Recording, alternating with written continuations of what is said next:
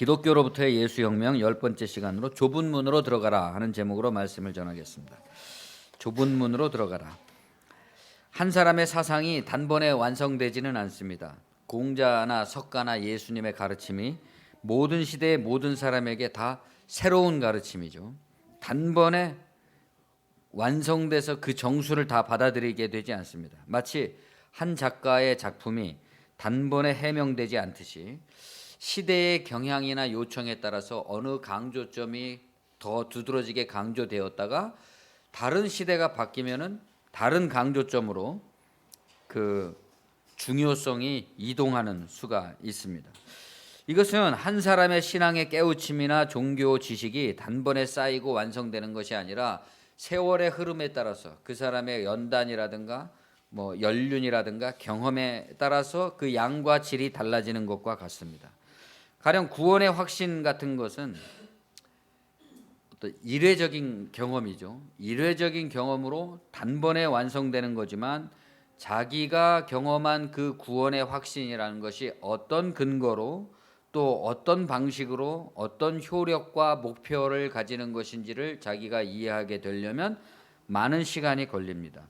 세월이 흐르는 동안 그 사람의 어떤 신앙 고백의 특성들이라든가 중요성이라든가 하는 부분이 한 부분에서 다른 부분으로 옮겨지죠. 이것은 자연스러운 겁니다.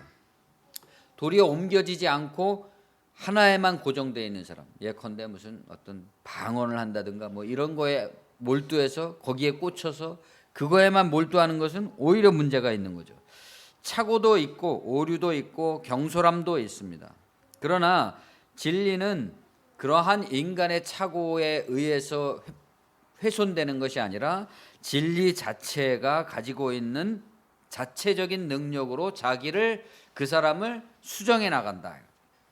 주의 깊은 사람, 배우고자 하는 사람, 겸손한 사람에게는 그러니까 자기 자신의 어떤 오류라든가 실수라든가 착오라든가 이것도 결국 모든 것이 합력해서 자기를 더 원숙하게 또 자기 안에서 그런 것들이 서로 경쟁을 하면서 더 깊어지게 만드는 그런 하나님의 은혜다 이겁니다. 그것이 나만의 것이 아니라 내가 가지고 있는 것만 중요한 게 아니라 다른 사람의 것도 또 나의 스승만이 중요한 것이 아니라 다른 스승의 가르침도 이렇게 보태어지는 거죠. 이런 과정들을 통해서 강점들은 강화되고 약점들은 보완되면서 진리가 보존되어 갑니다. 보다 긴 시간을 두고 헤아려 보면 불필요하고 비본질적인 것들은 아무리 그 시간대에는 그것이 극성을 떨었고 아무리 그 역사에 대해는 그런 어떤 신앙적인 조류들이 대세를 이루었던 것 같아도 그것이 본질이 아니라면 오랜 세월이 지나면서 흔적도 없이 사라져버리고 중요하지 않다는 것이 밝혀지게 됩니다. 사람이 장성한 후에는 어린 시절의 일을 버린다 그랬잖아요, 사도 바울이. 그런 말이죠. 그러면 내 안에서 이렇게 자기 자신의 오류라든가 잘못이라든가 착오라든가 이런 것과 상관없이 자기의 길을 자기가 해나가고 있는 이 진리의 원동력이라는 것은 무엇이냐? 무엇이 나를 이끌어가고 있는 것이냐라는 질문을 할 수가 있는 거죠. 이런 질문은 나된 것은 누구의 공로냐? 이런 질문과 똑같습니다. 나를 여기까지 만들어 온 것은 누구냐? 사도 바울은 이것을 하나님의 은혜다 그랬습니다. 그러나 내가 나된 것은 하나님의 은혜로 된 것이니 내게 주신 그의 은혜가 헛되지 아니하여 내가 모든 사도보다 더 많이 수고하였으나 내가 한 것이 아니요 오직 나와 함께 하신 하나님의 은혜다 그랬습니다. 진리의 원리와 흐름과 인도에 맡겨진 사람은 이와 같이 진리 자체의 견인을 받는다, 이끌림을 받는다.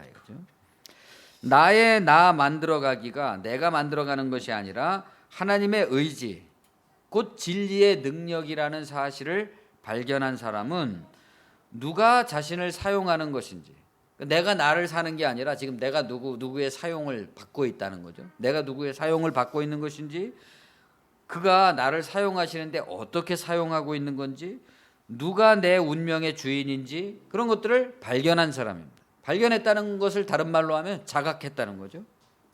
이것은 관념과 교의로 대강 뭐 우리를 이끌어 가시는 분은 하나님이야 이렇게 대강 이해하고 있는 것이 아니라 아주 구체적인 실천의 방식을 얻게 된 것과 같다. 아주 구체적으로 말이죠. 이 방식을 얻지 못한 가르침이라는 것은 이게 굉장히 중요한 건데요. 방식을 얻지 못한 가르침이라는 것은 가령 일머리를 모르는 초짜에게 일을 맡겨주는 것과 똑같다. 그 사람에게 주체적이고 창조적인 자유와 그 능력을 주지 못하는 겁니다. 그래서 언제나 어쩌면 좋지 하는 막막한 두려움과 또 잘못하면 어떡하지 하는 어떤 가책과 정죄의 감정만 주는 거죠. 그것이 율법입니다. 그러나 복음의 진리에는 하나님의 능력, 자율적인 운동력이 있기 때문에 그 가르침이 진리라는 것을 스스로 증명해 나간다.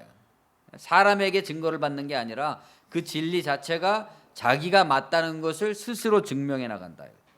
이 스스로 자기를 증명하는 진리라는 것을 자각할 때 그 진리가 나의 주인이고 그 진리가 나의 주인이기 때문에 지금까지는 내가 생각해 왔던 것과는 전혀 다른 곳으로 방식으로 나를 이끌어가고 있다는 것을 자각하게 됩니다.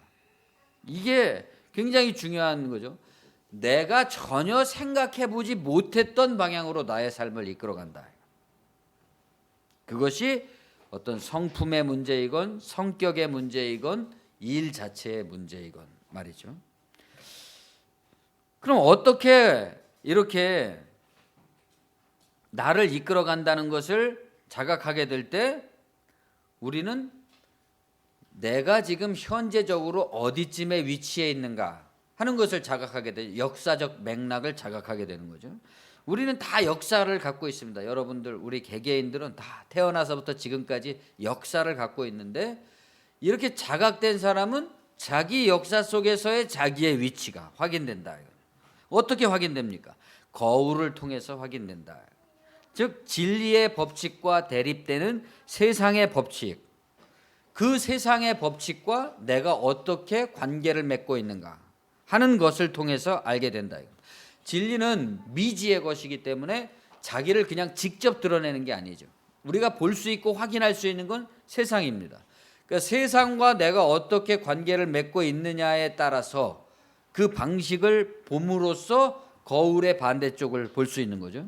진리를 따른다고 하지만 우리의 생활의 목표와 의미와 생활을 욕망하는 방식이 진리가 아닌 세상의 방식, 세속성을 따르고 있다면 진리의 법칙이 아닌 진리의 법칙이라는 건 뭡니까? 황금률을 말하는 거죠. 그러므로 무엇이든지 남에게 대접을 받고자 하는 대로 너희도 남을 대접하라. 이것이 율법이요 선지자니라 그랬습니다. 그러니까 저명한 사회심리학자 에리 프롬이라는 사람이 사랑의 기술이라고 불렀는데 이게 황금률이죠. 사랑의 기술이라는 게. 그 그리스도의 과학적인 사랑의 원리. 내가 남에게 대접을 받고자 하는 대로 너도 남을 대접하라. 거꾸로 하면 어떻게 됩니까? 내가 남에게 심판받고 싶지 않은 대로 남을 심판하지 마라. 또는 심판받고 싶은 방식대로 남을 심판하라. 이런 과학이잖아요. 과학적인 사랑의 원리에 의거하지 않고 세상의 원리인 자기 방식의 율법, 또 정죄의 논리, 약육 강식, 바리새적인 위선, 또 자기의 유익을 구하는 이기심에 의거해 있다면 그것을 우리는 성령의 견인이라고 부를 수가 없다. 성령의 사람이라면 내가 어떻게 살고 있는지 과거의 역사와 미래적 믿음의 기대를 통해서 나의 현재의 위치, 내가 어느 만큼 진리에 도달했는가 하는 현재의 위치를 재고해 볼 수 있는 안목을 가진다. 그냥 흔히 기독교인들이 나는 예수를 믿는다, 주님이 나를 위해서 죽었다 살아나고 어쩌고 저쩌고 이런 게 아니라 실질적인 자기 삶의 구체성 속에서 말입니다. 그러면 진리의 사람이 성령의 안목을 가지고 자기의 위치를 살필 때 자기 안에서 무엇을 보게 될까요? 무엇을 발견하게 될까요? 진리의 발견이라는 것은 곧 세상의 발견이기도 하다는 겁니다. 하나님 나라도 세상도 다 내 안에 들어있는 것이기 때문이죠. 이 둘이 내 안에서 서로 적대하면서 경쟁하면서 나를 끌어 잡아당기고 있습니다. 그러니까 모세의 시체를 두고 천사장과 사단이 서로 잡아가려고. 그게 말하자면 이제 인간이 죽을 때 임종의 때가 되면은 천사와 악마가 그냥 서로 그걸 잡아가려고 싸운다, 이런 겁니다. 그렇게 항상적으로 내 안에서 하나님 나라와 세상이 서로 겨루면서 나를 끌어 잡아당기고 있는데, 그것을 인식할 때, 그 구체적인 힘 사이에 내가 서 있다는 것을 알게 될 때 기분이 어떨까요? 우선은 심각한 갈등과 혼란이 발생할 겁니다. 사람마다 자기 조상 대대로 유전되어 온 제2의 천성이라고 할 수 있는 기질과 습관에 따라서 그 선택의 유혹과 보상으로서의 정죄가 교차되는 거죠. 하나를 선택하면 그 선택에 따르는 반드시 보상이 있게 마련인 거죠. 이것은 너무나 구체적인 것이고 명백한 것이기 때문에 회피할 수 없다는 사실이 밝혀집니다. 대충 넘어갈 수가 없어요. 무엇이든지 정확하게 보면 나의 오늘의 선택은 내일 그 다음을 부르는 거죠. 그리고 이런 내적인 선택과 의지 간의 갈등이라는 것은 아주 어린 시절부터 우리 안에서 시작된, 마치 한 어머니의 태중에서 야곱과 에서가 싸우고 있는, 운명을 걸고 싸우고 있는 거죠. 누가 선택받을 것이냐, 내가 형이 될 것이냐, 네가 형이 될 것이냐. 이 한 어머니의 태중에서 쌍둥이가 싸우는 것처럼 이 두 가지 천국과 지옥이 내 안에서 경쟁하며 싸우고 있다는 것을 알게 됩니다. 무엇을 두고 싸우는 겁니까? 그럼 이 둘이 뭐 대단한 걸 두고 인류의 평화를 위해서 싸우나요? 아니죠. 고작 아주 자잘한 생활상의 갈등들, 이기적 갈등들을 가지고 싸운단 말입니다. 너희가 죄의 종이 되었을 때는 의에 대해서 자유하였느니라. 전에 율법을 깨닫지 못했을 때는 내가 살았더니, 그러니까 모를 때는 그냥 살았다는 겁니다. 모르면서 계명이 이름에 죄는 살아나고 나는 죽었도다. 하나님의 뜻을 알게 되니까 오히려 죽게 됐다 이겁니다. 내가 이것들이 역사가 깊다는 것을 알게 되고, 마치 우리가 맨발에 박힌 모래알처럼 아주 별것도 아닌 것이 나를 이렇게 괴롭힌다는 것을 알게 되죠. 그 고통의 지속성. 하나님의 뜻대로 살려고 하면 살려고 할수록 나의 그 어린 시절부터 내 몸속에 가시처럼 박힌 그것이, 그 갈등이 더욱더 치열해지고 고통도 증가할 것입니다. 어떤 고통입니까? 그것이 주는 직접적 고통도 있지만 제2차적인 고통이 있죠. 자의식의 고통. 내가 고작 이런 것들 때문에, 이런 것들에 붙들려서, 이런 것들에 의해서 나의 생이 규정되고 있다는 것, 그것을 고통스러워하게 되죠. 우리는 새삼 이렇게 물어볼 수가 있습니다. 나는 종교를 왜 갖게 됐는가? 나는 왜 하나님을 믿었는가? 고작 뭐뭐 하려고 뭐뭐 했나 자괴감이 든다, 이런 말이 유행했었지 않습니까?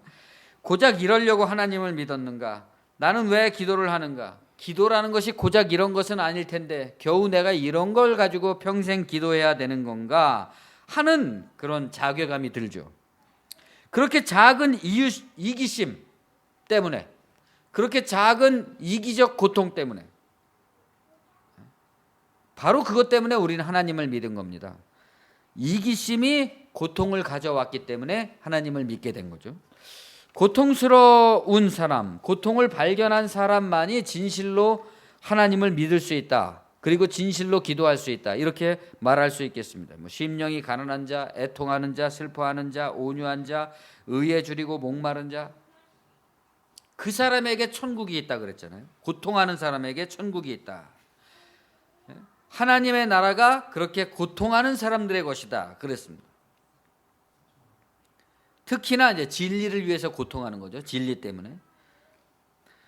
이런 사람이 행복하고 천국이 그들이라는 것을 아는 사람, 천국이 그들의 것이라는 것을 아는 사람, 고통을 발견한 사람, 거기에 진리의 목표가 있습니다.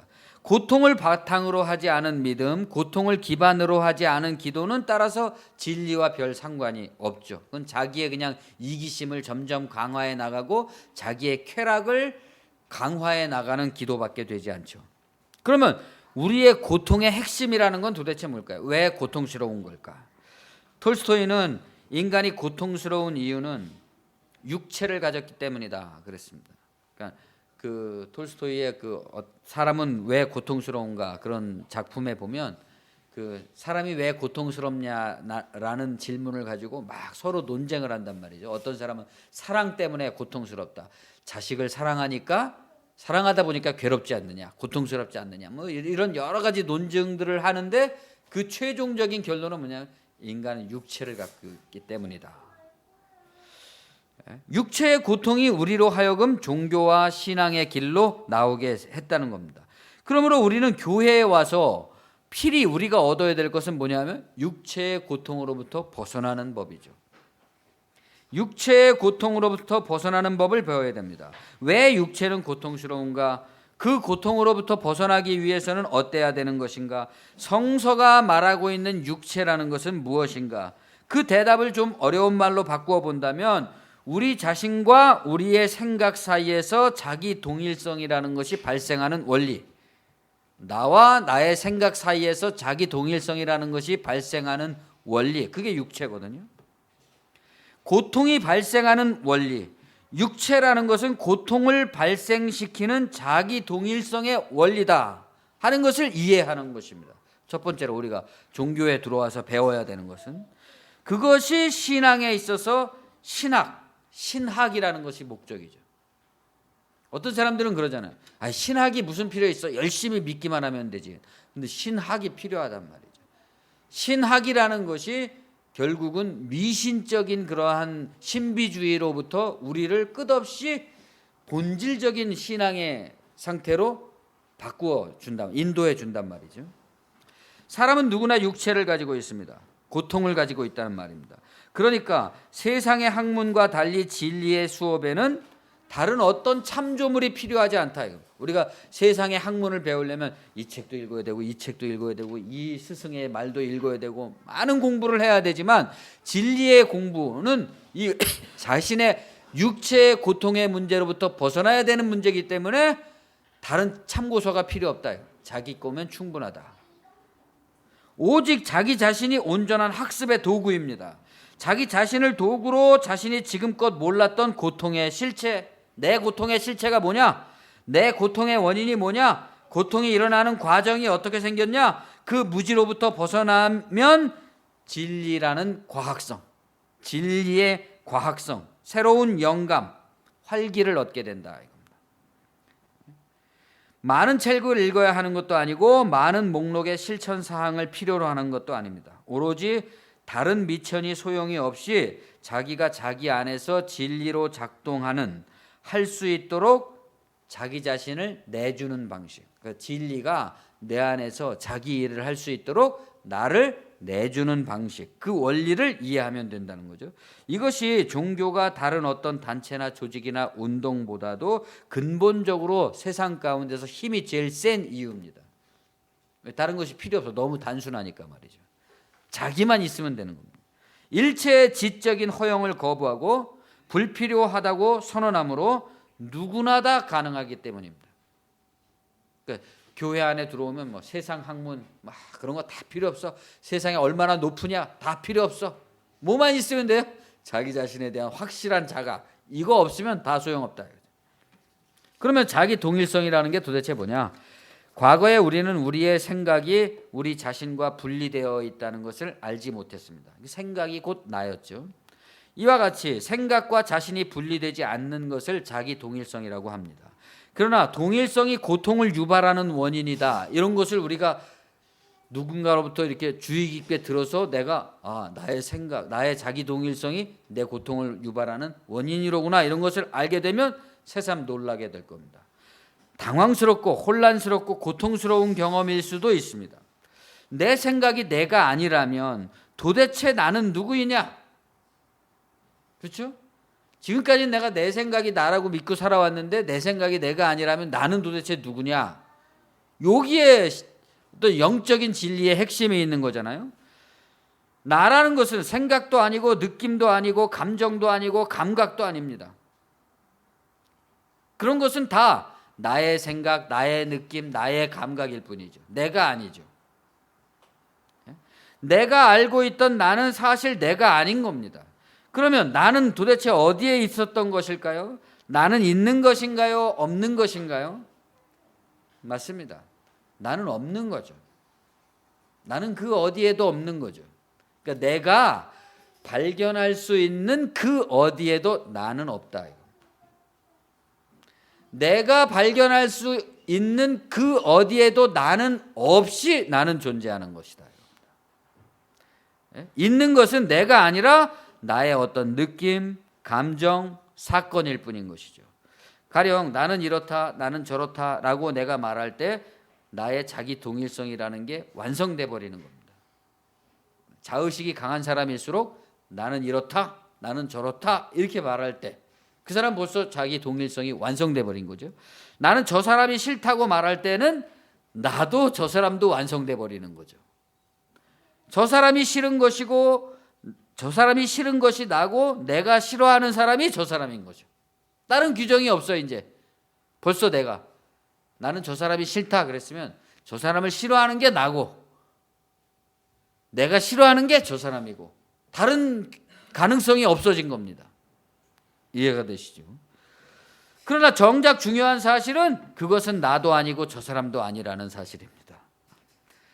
반드시 그럴 필요가 있는 것도 아니고 그렇게 생각해야 될 필요가 있는 것도 아니고 그 반대도 가능하기 때문인 것이죠. 이와 같이 우리가 가지고 있는 고정된 관념들이 사실은 매우 소속이 불분명하고 모호한 것이라는 것을 이해할 필요가 있습니다. 그러면 내가 나라고 여겨온 모든 것들은 뭐냐? 내가 그동안 나라고 여겨온 모든 것들은 심리학에서 말하자면 투사라고 부르는 거죠.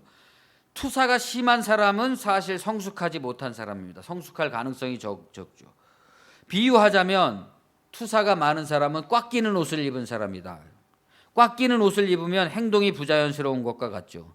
여러분은 어떤 옷을 입고 있습니까? 어떤 사람은 갑옷으로 무장하고 있죠. 열린 가능성이 없다는 말입니다. 이렇게 자기 동일성으로 꽉 막힌 자아는 진리에 충만하고 원만하고 자유로운 이해를 항상 자기식의 율법으로 축소 왜곡시킨다. 그는 진리 앞에서 자기가 판단받는 것, 진리에 의해서 자기가 판단받는 것이 아니라 자기가 진리라고 생각하고 있는 그 투사로서 타인을 판단하는 사람이다. 그 결과 그 보상으로 자기 혼란과 모순, 고독과 맹목성이 강화되어 갑니다. 그러니까 종교의 첫 번째 목표는 이러한 자기 동일성으로부터 해방되는 것입니다. 그 방향 전환의 방식은, 그러니까 자기 동일성으로부터 해방되는 게 신학인데, 그 신앙의 방식은 기도를 열심히 한다든가 방언을 한다든가 뭐 봉사를 한다든가 교회 와서 막 4시간씩 기도한다든가 철야를 한다든가 금식을 한다든가 많은 게 있죠. 그 많은 것의 목표는 자아로부터 해방이다. 그것이 이루어지지 않고 그냥 맹목적으로 매달리는 것을 우리는 그냥 미신이라고 그러는 거죠. 그 방향 전환의 방식은 진리 자체의 의지와 운동력에 의거한다. 이것을 기독교적인 용어로 표현하면 칭의가 되는 거죠. 칭의, 의롭다함. 옛날과 달라졌다 이겁니다. 그 사람이. 의롭다함을 받음으로써 죄인은 새로운 길에 들어서잖아요. 죄인일 때는 그 사람이 너는 죄인이야 라고 할 때는 그 사람은 무슨 일을 하든지 죄인이죠. 네? 자기가 나는 죄인이다 이렇게 생각할 때는 무슨 일을 하든지 죄인으로서 행하는 거죠. 착한 일도 죄인으로서 착한 일을 하는 거죠. 그러나 칭의, 나의 자기 동일성으로부터 자기 의식으로부터 해방됐을 때는 완전히 새로운 존재가 됐으니까 새로운 존재로서 행동하게 된다. 비록 과거와 같이 우리가 잘못된 오류를 범할지라도 과거에는 그냥 죄인이 저지르는 죄였지만 지금은 아닌 거죠. 완전히 달라졌습니다. 이것을 칭의라고 그러고, 이렇게 그 칭의, 죄의 양상으로부터 계속적으로 사람이 벗어나게 되는 것을 성화라고 합니다. 성화되어 간다 그러지 않습니까? 그러니까 우리가 일반적으로 아는 그렇게 성화되어 간다는 것은 뭐 성품이 뭐 아주 너그럽고 좋아진다는 정도의 그런 말은 아니다. 더 깊은 영적인 의미가 있는 거죠. 새로워진 존재, 그 새로워진 존재로서의 삶을 강화시켜 나가는 것을 성화라고 하는 거죠. 당연히 두 번째는 이와 같은 자기로부터 해방된 사람, 성화의 길에 들어선 사람들이 진리에 의거해서 연대함으로써 이 진리에 들어오지 않은 다른 사람들과 함께 열린 길을 가는 것, 이것을 선교라고 할 수 있겠죠. 칭의와 성화의 전파, 구원의 복음의 전파. 세 번째는 선교를 통한 최종적이고 승화된 목표입니다. 그러니까 우리 모두가 다 같이 거룩해지는 것. 우리 모두가 다 같이 거룩해진다는 것은 무슨 말입니까? 우리의 제도가 거룩해진다는 거죠. 우리의 사회가 거룩해진다는 거죠. 현실적으로 말이죠. 이것을, 이 세 번째 목표를 영화라고 그럽니다. 모든 사람이 진리에 감사해서 그 진리에 헌신하는 길, 그리스도가 재림할 때 이루어진다는 그것 말이죠. 그러한 상태. 그런데 이 칭의, 성화, 영화, 이 세 가지는 순차적이면서 동시에 진행되는 겁니다. 그러니까 뭐 칭의가 끝나면 성화가 시작되고 성화가 끝나면 영화가 되는 게 아니라 다 한꺼번에 간다. 한꺼번에 가는 것. 그래서 이 세 가지가 하나의 맥락, 하나의 연대, 하나의 지향 아래서 같이 가지 않으면 안 되는 거죠. 그것이 말하자면 좁은 문이다. 오늘 우리가 읽은 그러므로 무엇이든지 남에게 대접을 받고자 하는 대로 너희도 남을 대접하라. 이것이 율법이요 선지자니라. 좁은 문으로 들어가라. 멸망으로 인도하는 문은 크고 그 길이 넓어 그리로 들어가는 자가 많고 생명으로 인도하는 문은 좁고 길이 협착하여 찾는 자가 적음이라. 거짓 선지자들을 삼가라. 양의 옷을 입고 너희에게 나오나 속에는 노략질하는 일이라.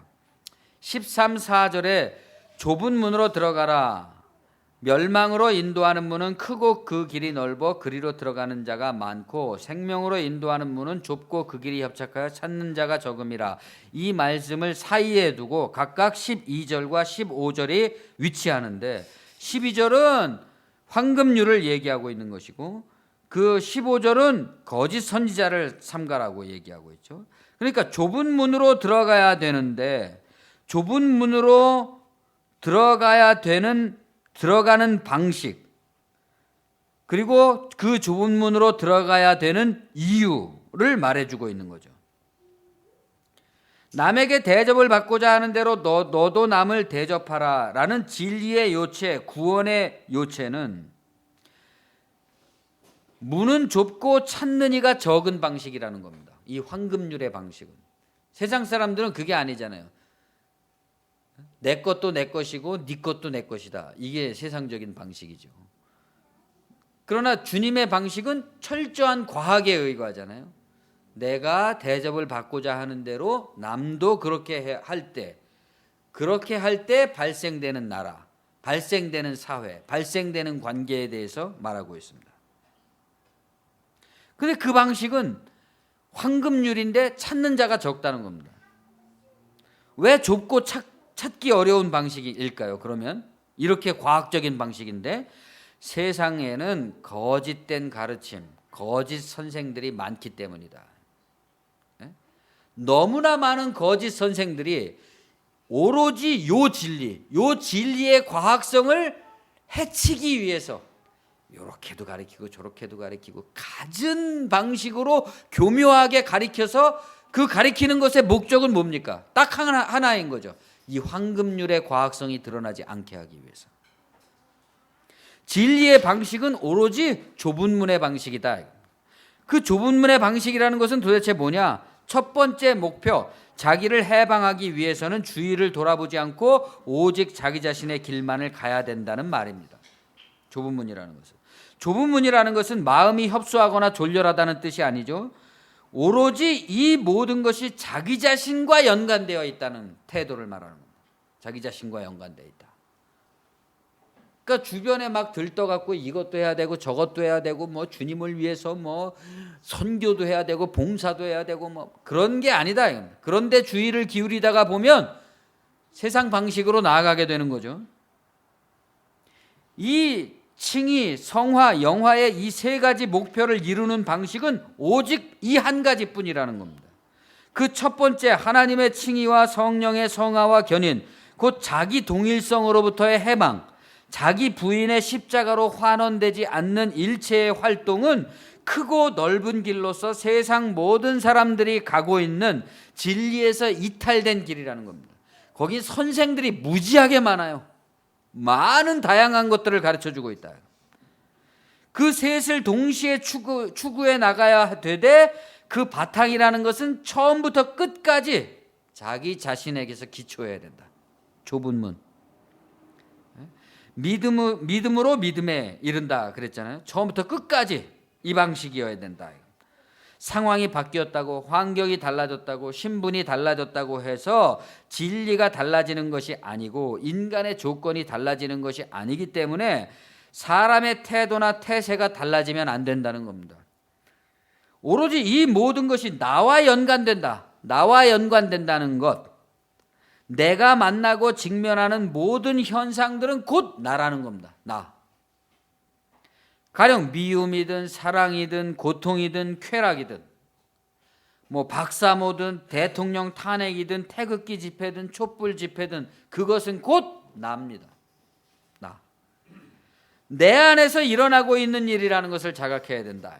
누군가 우리의 신앙과 믿음의 길에 나를 위해서 약간의 도움을 줄 수는 있겠지만 가장 중요한 것은 처음부터 끝까지 나의 책임입니다.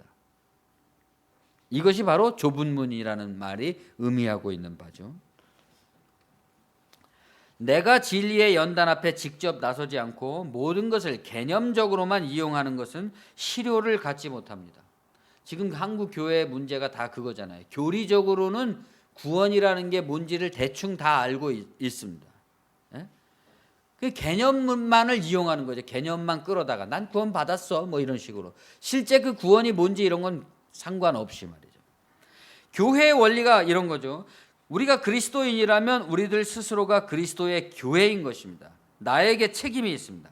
내가 그리스도의 교회로서 나에게 합당한 자기 책임, 십자가를 지고 있느냐? 내가 만일 짊어지는 십자가를 가지고 있지 않다면 그것은 나에게만 도움이 되지 않을 뿐더러 그런 나를 통해서 타인들에게도 도움이 못 되는 거죠. 그리고 계속해서 자기가 직접 진리를 책임지면서 변화해 나가야 됩니다. 내가 한국 기독교의 대표 주자다 이겁니다. 자기를 강화시키고 늘려가는 것이 아니라 자기 부인을 강화시키고 늘려가야 됩니다. 그러려면 좁은 문으로 들어가야 돼요. 자꾸만 계속적으로. 그냥 가만히 있어도 인간은 다 넓은 길로 가게 되어 있는 거기 때문에 의식적으로 좁은 문으로 들어가야 된다 이거죠. 이것이 제대로 되면 자신의 고유한 문제들과 내적인 혼란, 감정의 교란같이 갈피를 못 잡는 생각들의 여러 형태와 그 고립의 개성적인 양상들을 이해하게 되죠. 나라는 존재가 가지고 있는. 우리가 왜 자신과 교감을 갖지 못하는 자기의 친구가 되지 못했었는지를 알게 되는 거죠. 내가 나와 교감을 왜 못하는 사람이었나. 일방적 관계를 맺고 있는 거였단 말이죠. 교감이라는 것이 무엇입니까? 같은 원리로 내가 왜 남과 친밀한 친구가 못 되었었는지, 그 남과 친밀한 교제 가운데의 교감이라는 게 뭔지. 우리는 그냥 교감이라고 하면 내가 뭔가 저 사람한테 뭘 잘해줘야지만 어떤 교감이 있으리라고 생각하지만 그런 게 아닌 거죠. 내가 내 속에서 나와 일어나는 교감을 갖는 방식에 대해서 알지를 못했다 이겁니다. 자기 동일시 때문에. 내가 나와 교감을 갖지 못하는 일방적인 사람일 때 다른 사람이 나와 교감을 갖고 친구가 되려는 배려를 갖지 않게 되는 것은 당연한 것입니다. 내가 나와 풍성한 교감을 가지고 있을 때 상대방과의 교감도 풍성해지는 거죠.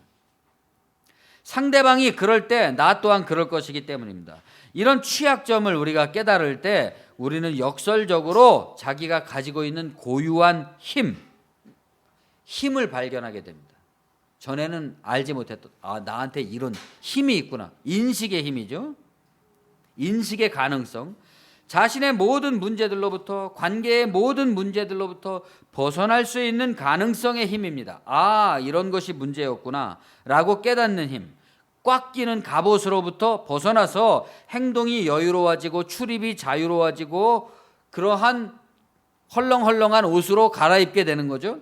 세상으로부터 오는 모든 생각이, 모든 경험으로부터 오는 모든 생각들이 나를 꽉 끼는 옷 같은 갑옷으로 만들지 않고 반대로 나를 통해서 지나가는 산들바람으로 보기에 자유롭고 여유롭고 가벼운 풍경처럼 바뀐다.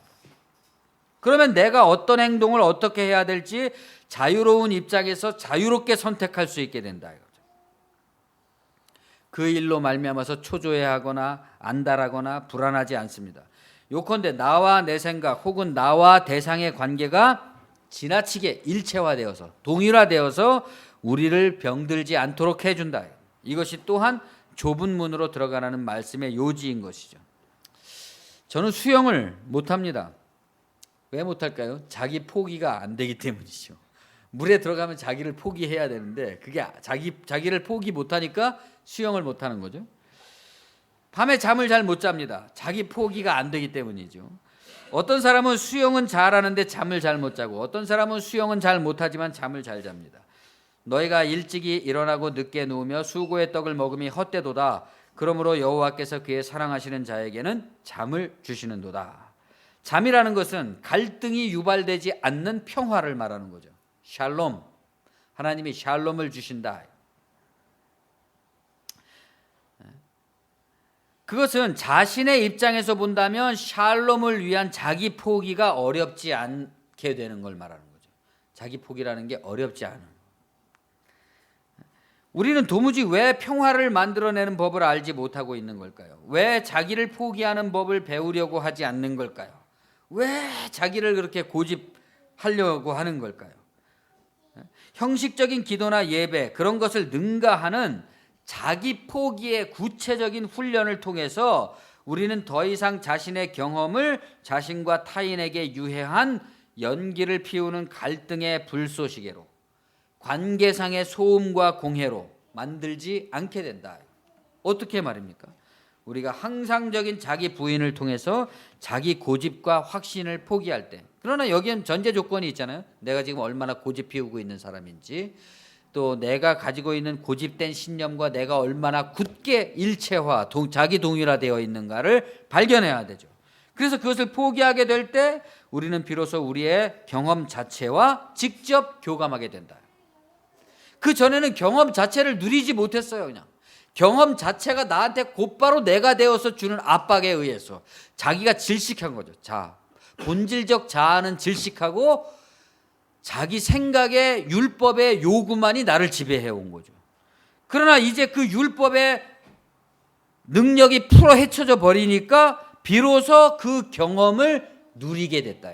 그 경험을 교감하게 됐다. 이것이 자기가 자기와 교감하는 방식이다. 성령의 도움으로 나는 비로소 나의 경험과 대등하게 교감하게 됐습니다. 그때부터 나의 경험 자체가 나에게 신호를 보내는 거죠. 예전에는 그냥 어떤 경험을 하면 그것이 그냥 내가 되어서 곧바로 어떤 행동에 돌입해야 되고, 행동에 돌입하지 않는 한은 율법이 나를 계속적으로 정죄해 왔단 말입니다. 그런데 이제는 내가 나와 그 경험이 대등하게 교감을 하게 되니까 그 경험 자체를 들여다볼 때 거기에서 그 경험 자체가 주는 자유로운 메시지가 나온다. 율법이 아니라 자유로운 메시지를 보낸다. 신호를. 의미 없는 소리는 없다 그랬잖아요. 하나님이 나의 경험을 도구로 삼아서 나에게 메시지를 보내주신다. 이것이 신적인 교감이고 하나님의 교감하시는 방식이죠. 하나님이 인간과 교감하시는 방식.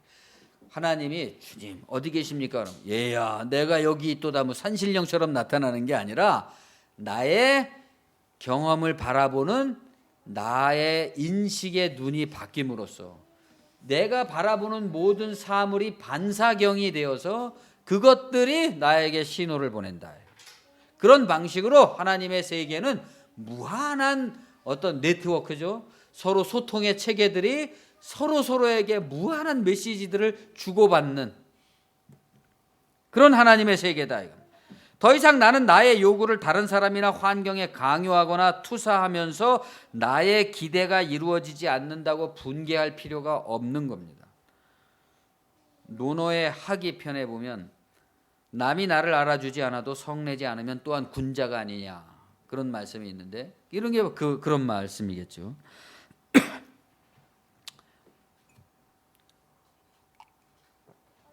80년대에 한동안 해체주의라는 철학 사조가 유행했었습니다. 해체라는 게 뭡니까? 쉽게 말해서 중심의 권위와 정당성, 독재를 인정하지 않는다는 겁니다. 그것을 이제 서구 철학이나 기독교 문명을 로고스 중심주의라 그러는데, 항상 중심이 있단 말이에요. 진리, 어떤 절대적 중심이 있어갖고 그 절대적 중심이 모든 것에 명령을 다 내리고 할 일을 다 지정해주는 방식의 삶을 우리가 살아왔단 말입니다. 그러한 어떤 철학적인, 사상적인, 신학적인 입장에서 인간의 모든 제도, 가정의 생활의 모습, 뭐 하다못해 자기가 자기 마음을 다스리는 모습까지도 다 그런 제도를 닮은 거예요. 로고스 중심주의. 근데 해체주의라는 것은 그것을 해체해 버리는 거죠. 그 권위를. 중심이 없다, 이런 말입니다. 불교적으로 말하면 그 중심에는 뭐가 있습니까? 비어 있다. 그 중심의 자리는.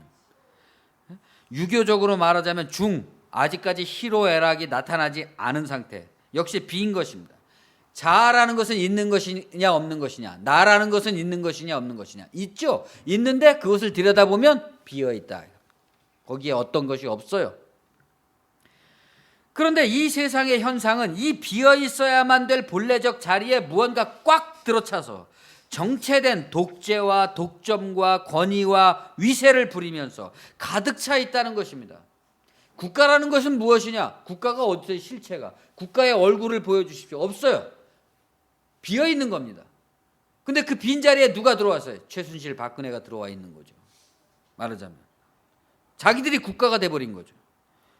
그런 것처럼 언제나 진리의 중심이 왜곡되어서 엉뚱한 것들이 그 자리를 차지하고 있게 되는 이 사실로부터 프랑스의 철학자 자크 데리다라는 사람이 이 해체주의의 선구자라고 할 수 있는데, 이 사람이 텍스트 이외에는 아무것도 존재하지 않는다라는 유명한 말을 남겼습니다.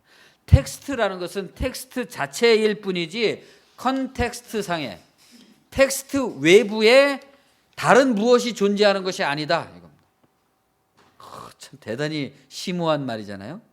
우리는 항상 텍스트를 읽을 때 이것은 무엇을 얘기하는 것입니다 라고 얘기해 왔는데, 이 사람은 그걸 거부하는 겁니다. 그건 독점적인 해석을. 텍스트 자체 이외에는 아무것도 없다. 그럼 여기서 중요해지는 것이 뭡니까? 비정치성.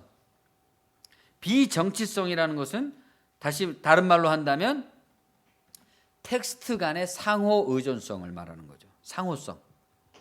그러니까 중요한 것은 뭐는 어때야 된다 이런 게 중요한 게 아니라, 우리는 어때야 된다 이런 게 중요한 게 아니라, 저 사람은 저런 사람, 이 사람은 이런 사람, 그 텍스트 이외에는 아무것도 없다 이겁니다.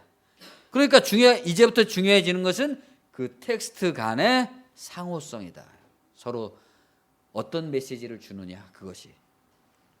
교회 교인들이야말로 해체주의가 해체하려고 하는 서구 로고스 중심주의의 가장 큰 희생자들이라고 할 수 있을 것입니다. 우리 한국 교인들 특히 그렇잖아요. 한국 기독교는 유교적 전통, 지난 600년간의 이 조선왕조 그 500년 동안의 유교적 중심주의에다가 이 장로교 신학이 이 첨가됨으로써 형성된 한국 기독교란 말입니다. 그래서 다분히 사람들을 아주 질식시키죠. 그 율법주의와 위선적인 바리새주의로. 지금 우리가 보고 있는 바와 같이 점점 바보와 같이 비이성적이고 비지성적이고 몰개성적이고 전체적인 형태로 교권과 성직자들의 권위에 굴복하고 있는 것은 도대체 왜 그럴까요? 공포로부터 기인한다, 이렇게 말할 수 있겠습니다. 구원의 도상에서, 구원의 선언에서 내가 떨어지면 어떻게 되나 하는 무서움에 있는 거죠. 그것은 가령 우리 사회의 종북이니 빨갱이니 뭐 하는 정치적 낙인이 주는 위협의 근원적 공포하고 연결된 똑같은 거죠. 교회와 극우 세력 간에 지금 무슨 태극기 집회 같은 걸 보면은 우리 사회에서 가장 극우적인 집단과 교회가 일체가 돼 있단 말입니다. 근데 우리가 생각하면 참 이해하기 어려운 거죠. 어떤 정치적 극우 집단과 교회의 보수적인 교회가 어떻게 일체화될 수 있나? 그것은 이질적인 것이 아닌가? 근데 그것이 연대할 수 있는 동질성이 있습니다. 그게 뭡니까? 두려움이라는 겁니다. 새로운 세상에 대한 두려움, 세상이 변화되고 있는 것에 대한 두려움, 변화를 받아들일 것에 대한 두려움, 쫓아가지 못하는 것에 대한 두려움. 그 두려움이 대상에 대한 어떤 과장된 힘의 과시, 위협, 협박, 땡깡의 형태로 나타나는 거죠. 물론 권위주의가 작동할 때는 굳이 그럴 필요가 없었습니다. 그들이 권위를 갖고 있을 때는 그렇게 땡깡을 부릴 필요가 없었죠. 그냥 점잖게 폭력을 계속 행사하면 된 거예요. 그런데 이제 세상 사람들이 머리가 깨어서 그러한 중심주의에 입각해서 그 중심주의를 자기가 차지하고 들어와서 도둑들이 주인 노릇을 하고 있는 것을 더 이상 인정하지 않겠다는 분위기가 되니까 이제 어떻게 합니까? 자기가 가진 모든 것을 갑자기 뺏기게 됐단 말입니다. 그 두려움으로 지금 온갖 폐악을 부리고 있는 거죠. 우리는 신앙생활을 통해서 우리 자신의 개성적이고 고유한 습관과 유형을 이해하게 됐습니다. 나라는 중심 없는 공의 자리에 무엇이 그동안 들어와 있었는지, 어떤 독재자가 나를 지배하고 있었는지, 어떤 독재자가 나를 수탈하고 있었는지를 발견하게 됐다. 그리고 그것이 과연 나의 중심이 되어서 되겠느냐 하는 자각이 일어났습니다. 아, 이제 더 이상은 그런 것들이 나의 주인이 되게 해서는 안 되겠구나. 그것들이 만들어내는 연기의 법칙. 그러니까 1분 전에 내가 있기 때문에 지금의 내가 있는 거고, 지금의 내가 있기 때문에 1분 후에 내가 있는 거잖아요. 계속해서 보상이 일어나고 있는 것인데, 앞의 것을 내가 선택함으로써 뒤의 것이 오게 된 거 아닙니까? 이러한 과학적인 법칙을 우리가 생각하게 되면 더 이상은 이런 패턴을 계속해서 살아갈 수 없다는 결론에 도달하죠. 특히 나의 병적인 부분, 특별한 집착 이런 것들을 발견하고 그것과 싸움을 하게 되고 진리를 통해서 그 싸움 자체를 해체시켜버립니다. 가장 흔하게는 타인들과의 관계 속에 박혀있는 집착을 가장 먼저 해체하게 되겠죠. 왜 그렇습니까? 그것은 실체가 없고 나 자신의 인식의 문제, 반응의 문제일 뿐이라는 것을 알게 됐습니다. 결국은 더 이상 그것과 싸우지 않는 방법을 익힘으로써 그것을 해체하는 거죠. 우리 매트릭스라는 영화에 보면은 처음에는 그 가상의 환상의 세계가 진짜인 줄 알고 그 환상의 세계의 경찰들한테 만날 때마다 그냥 얻어 터지잖아요. 그 주인공이. 그런데 나중에 그것이 환상이라는 것을 알게 되니까 어떻습니까? 손가락 하나로 다 없애버립니다. 그런 것처럼 나는 누구인가 라는 질문 자체를 해체해버린 겁니다. 더 이상은 그런 괴로움 안 한다. 확고부동하다. 예? 그러니까 여러분이 교회에 가서 뭐 여러분은 죄인입니다, 뭐 회개해야 됩니다, 뭐 이런 소리로 자꾸만 청승스럽게 자기를 만들면서 주여 영원히 죽을 수밖에 없는 저를 그런 따위는 좀 졸업해야 된다 이거. 이제 완전히 달라진 거다 이거. 예? 그걸 그냥 선언적으로만 달라졌다 그러기 때문에 사람들이 뻔뻔해지는 거죠. 행동은 여전히 똑같으면서 선언적으로만 자기가 달라졌다 그러니까 달라진 원리를 알게 될 때, 달라진 원리를 획득해서 그 원리에 의해서 요만한 거 한 가지라도 내가 그 원리에 입각해서 이겨나갔을 때, 그럴 때 나는 더 이상 그런 청승스러운 사람이 아니게 되는 거죠. 하나님은 어떤 존재인가? 열려있는 존재, 비어있는 충만, 중심 없는 초월적 중심, 하나님과 같이 신비로운 존재인 거죠. 우리 자신이. 하나님이 어떤 분이십니까? 소멸하는 불이다 그랬습니다. 소멸하는 불. 하나님과 대면을 하면 누구든지 소멸되고 만다는 구약 성서의 경고를 잘 기억하실 겁니다. 하나님과 만나면 그게 없어져요. 예? 진리와 만나면 비진리가 없어져 버려요. 이사야 9장 6절에 보면 그리스도는 보이지 않는 하나님, 그리스도 보이지 않는 하나님을 이렇게 묘사하고 있습니다. 이사야 9장 6절에 이는 한 아기가 우리에게 낳고 한 아들을 우리에게 주신 바 되었는데 그의 어깨에는 정사를 메었고, 정사는 정치를 말하는 거예요. 정치를 메었고 그 이름은 기묘자라 모사라 전능하신 하나님이라 영존하시는 아버지라 평강의 왕이라 할 것입니다. 그러니까 우리의 하나님은 궁극적으로 어떤 분이냐? 정치적인 존재라는 겁니다. 정치적인 존재, 그의 어깨에는 정치가 지워져 있고, 그런데 그분은 어떤 분이에요? 놀라우신 조언자, 놀라운 조언자로서 정치를 한다. 위대한 스승, 전능한 하나님, 영원히 계시는 아버지로서 이 세상을 이끌어간다. 우리가 믿는 바 사람으로 오신 예수님은 그리스도의 화육, 그 하나님의 화육이다. 그 하나님의 화신이다 이겁니다. 그 하나님의 화신으로서, 아바타로서 자기를 세상에 드러내신 거죠. 그러니까 육체를 보면 안 돼요.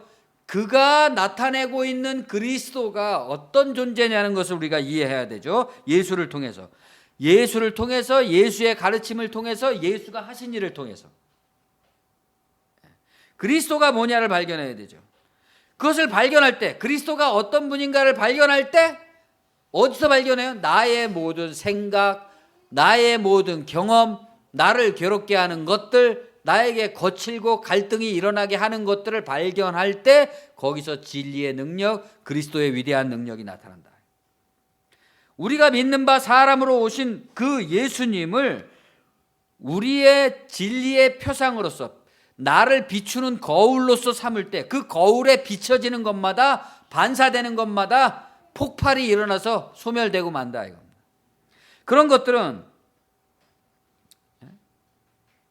그러니까 우리가 어때요? 하나님을 자애롭게 생기신 이런 식의 생각, 예수님을 그레코로망형의 어떤 미남자 이런 식으로 생각하는 거는 완전 초보, 신앙의 초보들이란 말이죠. 그걸 끝까지 그런 신앙을 견지하는 사람들도 있어요. 그런 애기 같은 신앙을. 그러나 그것이 어떤 한 개인에게서 정말 성녀와 같은 그런 할머니가 소녀 시절에 그런 신앙을 간직하는 것도 아름답지만 교회 전체가 그러면 그 큰 문제가 되는 거죠. 이 과학성, 진리의 과학성 안에서 괴물도 사랑스러운 존재로 바뀌고 원수도 다정한 친구로 변하는 전환이 비로소 가능해집니다.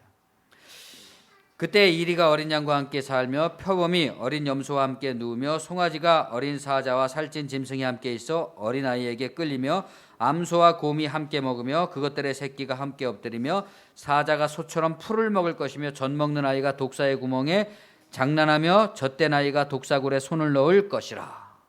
내 거룩한 산 모든 곳에서 해됨도 없고 상함도 없을 것이니 이는 물이 바다를 덮음같이 여호와를 아는 지식이 세상에 충만할 것임이니라. 마지막 날에 이렇게 된다는 거예요. 그리스도가 재림할 때.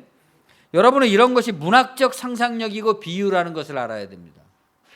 실제로 무슨 아기가 독사굴에 손 넣고 그런 때 그런 나라가 온다는 게 아니라 중요한 것은 아무 해함도 일어나지 않는다는 거죠. 이것이 인간의 제도로 가능해지는 그 길을 성서가 얘기하고 있는 겁니다. 지금 인간이 독사가 아기를 물듯이 사자가 양을 잡아먹듯이 천지의 그런 폭력으로 가득 차 있다는 거죠. 그러한 모든 폭력이 끝나는 나라, 그런 때가 온다는 거죠. 막연한 믿음이 아니라 복음이라는 가르침, 복음의 그 과학성의 원리가 말씀이 바다에 물이 가득한 것처럼 충만해진다. 그 진리의 방식이 있기 때문에 이것이 가능해지는 거죠. 아무튼 서로가 서로를 해함도 상함도 없는 그 상태를 우리는 천국이라고 그러죠. 그러니까 천국의 비전을 품은 우리들의 삶의 자태라는 것은 우선 이 역사적인 현실의 시간대에 공존하는 우리들이 어때야 되는 겁니까? 단순히 공존하고 있다는 사실만으로 서로를 신뢰해야 된다. 서로를 인정해 줘야 된다. 사자가 어린 양을 인정하듯이, 어린 아기와 독사가 인정하듯이 인정해 줘야 된다 이겁니다. 우리가 이렇게 공존하고 있다는 사실에 만족하면서 신뢰감을 회복해야 된다. 예? 우리가 미국 사람 만나면 경계하고 아프리카 사람 만나면 더 경계하고 뭐 예를 들어서 뭐 이북 사람 만나면 거의 뭐 도망갈 정도의 어떤 경계심을 가질 거 아니겠습니까? 이런 것으로부터 벗어나야 된다. 왜 우리는 도대체 그런 사람들을 그렇게 무서워하게 된 걸까요? 원인이 있겠죠. 우리의 조상 대대로부터 얼마나 많은 사람들에게 공포와 학살과 수탈과 멸시와 폭력을 당했으면은 우리가 이렇게 무서움을 많이 타는 존재가 됐겠습니까? 무서움을 많이 타면 뭐가 필요해요? 총이 필요하잖아요. 저놈이 쏘기 전에 내가 먼저 쏴야 되는 거죠. 못 믿으니까. 네. 더 이상 공포가 아니라 새로운 존재에 대한 만남의 설레임으로 또 내가 오늘은 어떤 사람을 어떻게 만날 것인가. 불어오는 산들바람, 밤의 부드러운 공기, 봄이 오려고 하는 대지의 감각, 새들의 쥐적거림, 고요히 내리고 있는 빗소리, 자기를 해체함으로써 이 모든 것들이 하나님의 우주적 진리의 자체적인 표현으로서 성스럽고 거룩하고 감사하다. 오케스트라가 이제 스스로 울리고 있는 거죠. 그 속에 나도 이렇게 존재하고 있다. 나는 나라는 관념에 의해서 관념에 대해서 이제 어느 정도 개방되고 완화되었습니다. 나뿐만이 아니라 다른 사람들도 다 마찬가지라는 것도 알게 됐습니다. 타인의 고독, 타인의 고통, 타인의 개방되지 못하고 개방을 요청하고 있는 상태에 대해서 이해하게 됐습니다. 그 사람도 나와 같이 자기로부터 해방되기를 바라고 갈망하고 있는 존재라는 것을. 이런 내가 상대방과 만날 수 있는 길은 도대체 뭡니까? 사람과 사람을 진실로 교감하게 해줄 수 있는 방식은 무엇인가? 그것을 안다면 우리는 지금보다 훨씬 더 행복하고 의미 있는 삶을 살게 되겠죠. 우리는 사람들이 서로를 사랑하기 위해서 애쓰거나 서로를 미워하려고 애쓰는 것을 봅니다. 사랑하려고 애쓰다가 미워하려고 애쓰게 되죠. 이 갈망과 탐욕에 있어서 사람들은 지치지도 않고 멈출 줄도 모릅니다. 우리가 미워하는 것은 이 상태, 이 체제, 이 구조라는 것이죠. 그것을 일깨워야 됩니다. 악을 대하는 이런 애정과 착한 마음으로부터 오는 안타까움과 고통, 이 진리만 우리가 알게 되면 서로가 얼마나 행복하게 살 수 있는데, 단지 이 진리를 이해하지 못한다는 이유 속에서 저렇게 서로가 서로를 괴롭히면서 고립된 채로 살아가고 있는 이것에 대해서 안타까움과 고통을 가져야 된다. 그 안타까움과 고통은 공감하는 데서 오는 아픔과 고뇌죠. 타인의 물질이나 소유가 아니라 고통을 자기 것으로 삼는 그런 초월의 태도. 그것을 기독교에서는 사랑이라고 그러고, 유교에서는 덕이라고 그러고, 불교에서는 자비라고 그럽니다. 자기를 초월한 사랑. 이것을 조금 더 보편적인 말로 바꾸면 연민이 되겠죠. 비록 세상이 험악하고 무자비할지라도 그것이 인간의 본성, 하나님의 성품, 진리는 아니라는 것을 알고 있기 때문에 우리는 이러한 연민의 가능성이 인간에게는 언제까지나 남아있다는 사실을 기억할 수가 있습니다. 믿을 수 있습니다. 동일한 진리의 부르심 가운데 놓여있기 때문에 이 지혜의 부르심 가운데서 우리는 나를 다른 사람과 분리시켜서 생각할 수 없다. 남을 내가 때리면 그것이 얼마나 아픈 것인지 내가 느껴진다. 이겁니다. 이제 타인은 나의 거울입니다. 나는 또한 타인의 거울입니다. 역지사지라는 말이 있잖아요. 자기를 상대방과 바꿀 수 있게 된 겁니다. 얼마 전에 망상에 갔었습니다. 망상이라는 지명은 정철의 조선시대 때 유명한 정치가이자 시인이었던 정철의 시에 나오는 한마디인데, 상서로운 조짐이다. 망상, 상서로운 조짐을 본다 이건데, 이게 그냥 현대적인 말로 바꾸면 일진이 좋다는 말입니다. 왜 일진이 좋냐? 정철이 일찍이 그 관동 지방에서 벼슬을 할 때 어떤 여자 기생을 사랑했는데 너무 사랑했던 모양이죠. 그래서 오랫동안 떨어져 있다가 이제 수년이 지나가지고 그 여자를 찾으러 갔단 말입니다.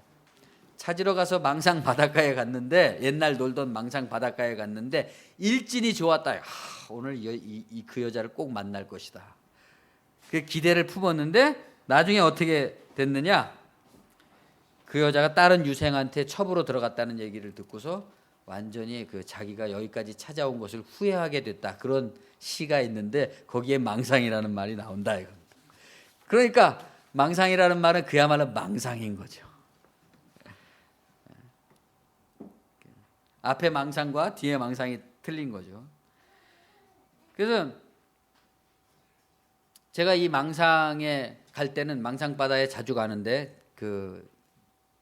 제가 군대에 있을 때 그 망상 근처에서 해군 생활을 했기 때문에 동해에서 거기에 자주 갔단 말이죠.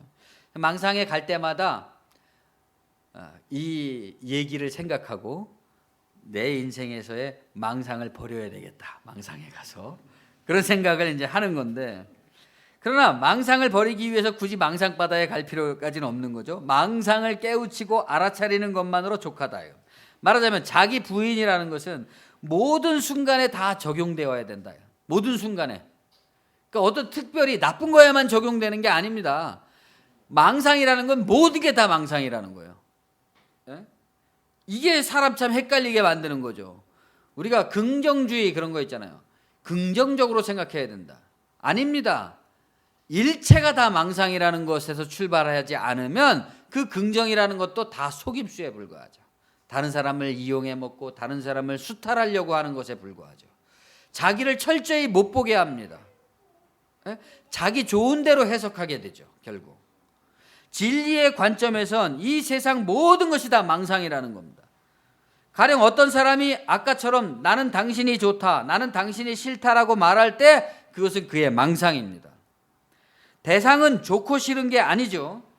마치 어린아이와 어른의 인식의 대결과 같다. 이런 인식은 우리가 철저하게 나의 모든 것이 다 망상이라고 볼 수 있는 것은 어른의 관점이라면, 나의 좋은 것은 좋은 것이고 나쁜 것은 망상이다, 이런 정도로 받아들이는 것은 어린아이의 관점이다. 어린아이와 어른이 싸울 때 어떻습니까? 어른이 관대하죠. 그 어린이의 그 견해를 다 포용하면서도, 포용하는 이유가 뭡니까? 어린이한테 져서 그런 게 아니죠. 그 어린이를 그렇게 관대함으로써 훈육하려고 하죠. 더 좋은 방식으로. 그럼으로써 건강한 삶의 태도를 어린이에게 가르치고자 하는 것입니다. 그러므로 그것이 치명적인 경우는 우리가 또 다른 설명이 요구가 되겠지만, 어떤 사람이 나를 너무나 괴롭혀서 나를 치명적으로 나를 괴롭히는 것은 좀 다른 얘기가 필요하겠지만, 일반적으로 누군가 나를 기분 나쁘게 하고 고통스럽게 한다는 것도 결국은 나의 인생과 종교에 있어서 깊이를 깊어지게 하고 그 갈피를 오묘하게 만들어주는 하나님의 선물이라고 할 수 있을 것이다 이겁니다. 물론 그렇다 그래서 나에게 악을 행하는 사람에게 감사할 필요는 없죠. 감사하자는 그런 따위의 논리가 아니죠. 내가 어디까지나 내가 나의 인생을 나의 관점에서 어떻게 받아들일 것이냐, 진리의 관점에서. 그럴 때 우리는 어떻습니까? 나에게 주어지는 어떤 객관적 인생의 불합리와 모순과 억울함에 대해서 욥처럼 하나님께 직설적으로 항의할 수 있죠. 정당한 겁니다. 항의할 수도 있고 동시에 그것을 받아들이죠. 그래서 기도를 잘하는 사람은 항의도 잘하고 수용도 잘하는 거죠. 실컷 항의하고 실컷 받아들입니다. 무엇보다 중요한 것은 숙면입니다. 잠을 깊이 자는 거죠. 제가 아주 절실하게 느끼고 있는 건데, 숙면, 평화, 소멸하는 불로 존재하시는 하나님의 방식에 익숙해지는 겁니다. 소멸을 받아들여야 되잖아요. 예? 잠이라는 것은 죽음을 말하는 거지 않습니까? 죽음을 받아들여야지 잠이 편해지는 거잖아요. 근데 그냥 죽기 싫으면 잠이 안 들려고 그냥 못 자는 거죠.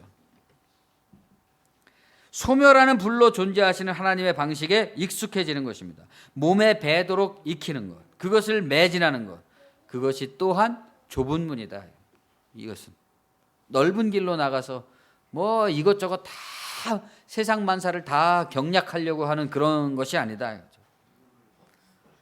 이 좁은 문 안에서는 율법의 무수한 분리와 나눔과 경계와 영역과 불쾌와 딱딱함과 재미없음과 성스러움과 속된 것 사이의 모든 판단과 경계가 무너진다. 예? 우리가 기독교인들을 보면 그냥 매일 논쟁하면서 이것이 맞냐 저것이 맞냐 뭐 개혁주의가 맞냐 그것은 개혁주의가 아니다 뭐 이런 식의 논쟁들 다 불필요하다 이거죠. 우리의 구원에 그 모든 판단과 경계가 무너지는 오직 모든 것은 모든 망상을 소멸시키는 하나님, 그 좁은 문 안에서는 어떤 것도 소멸되기에 불가능한 것이 없다. 어떤 것도 끝까지 주장해야 되는 것이 없다. 하나님의 소멸 앞에서는 모든 종교가 지금 쇠퇴하고 퇴행하고 있습니다. 우리 기독교뿐만이 아닙니다. 가톨릭도 그렇고 이슬람도 그렇고 전체적으로 지금 시대가 종교적 퇴행에 놓여 있습니다. 그 어떤 때보다도 종교적 각성의 근본적 힘, 강력한 능력에 대한 실증이 요구되고 있는 거죠. 그러니까 그동안에 해왔던 중심에 들어찬 도둑들이 다 도둑이라는 것이 밝혀져 가고 있는 거죠. 그러면 이제 그 자리에 무엇이 와야 될 것이냐? 참된 진리, 참된 신, 보이지 않는 하나님, 보이지 않고 초월적으로 존재하는 자아가 들어와야 되는 것인데 그것을 누가 일깨워 줄 것이냐? 이게 문제겠죠. 부흥은 구태의연한 부흥회 같은 방식으로는 결코 다시 재생될 수 없을 겁니다. 곧 진리는 변하지 않으며 죄의 부패와 혼돈의 상태보다 훨씬 더 근본적인 이 세계의 원리라는 점이 부각돼야 됩니다. 그것이 만물을 통일시키는 하나님의 힘이고 진리의 원리에 위대함이 있고 이것이 있기 때문에 역사는 아무리 혼탁하고 거꾸로 돌아가는 것 같지만 결국은 하나님의 바른 곳으로 돌아갈 것이다 라는 믿음, 또한 그 진리는 먼 곳에 있고 높은 곳에 있는 것이 아니라 아주 가까이 심지어 내 속에 내 육체 속에 같이 들어있다. 내가 나의 에고에 갇혀서 그것을 강력한 신념으로 삼고 있지만 않는다면 항상 이러한 진리를 품은 자존감을 우리가 견지해 나갈 수 있을 겁니다. 여러분은 그리스도처럼 이 진리의 화신이 될 수 있겠는가? 나는 진리를 위한 사람이 될 수 있겠는가? 하나님의 선교에 자신을 헌신할 수 있겠는가? 가까운 사람들로부터 자기 삶의 변화로 진리의 능력을 밝혀낼 수 있겠는가? 이러한 자존감은 일상적인 세상 사람이나 그런 사람들의 어떤 그런 세상을 대할 때에 이런 신앙을 가지고 있는 사람의 초연하고 초월적이고 자연스러운 자태 속에서 나오는 것일 겁니다. 세상과 대상을 향한 겸손하고 온유한 존경스러움으로. 그러나 그 존경스러움은 반드시 그 나온 자기에게로 돌아옵니다. 왜냐하면 자기 거니까 말이죠. 누구의 것도 아니고 자기 것이기 때문에. 이 존경심이 우리를 세속적이거나 속물적인 삶으로부터 나날이 더 높은 차원의 고양된 천국으로 이끌어 줄 겁니다. 세상적인 아름다움이나 멋짐과는 차원이 다른 내 인격과 생활과 관계 안에서 자라나고 있는 천국입니다. 자신이 품은 세상을 아름답고 멋지게 인식하지만 내가 이 천국을 바라볼 때, 내 천국을 바라볼 때 그것이 얼마나 아름답고 멋진지를 내가 알고 내가 바라보지만 실제로 멋져지는 것은 누굽니까? 자기가 멋져지고 자기의 생활이 그러한 천국으로 바뀌고 자기의 관계가 천국적인 삶으로 바뀌어간다.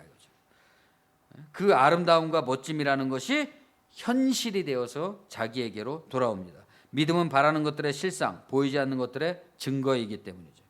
좁은 문의 영성 가운데서 내가 곧 그 전부, 세상과 믿음과 진리는 결코 나와 분리할 수 없다는 것을 우리의 삶 가운데서 증명하고 증거하는 저와 여러분이 되시기 바랍니다.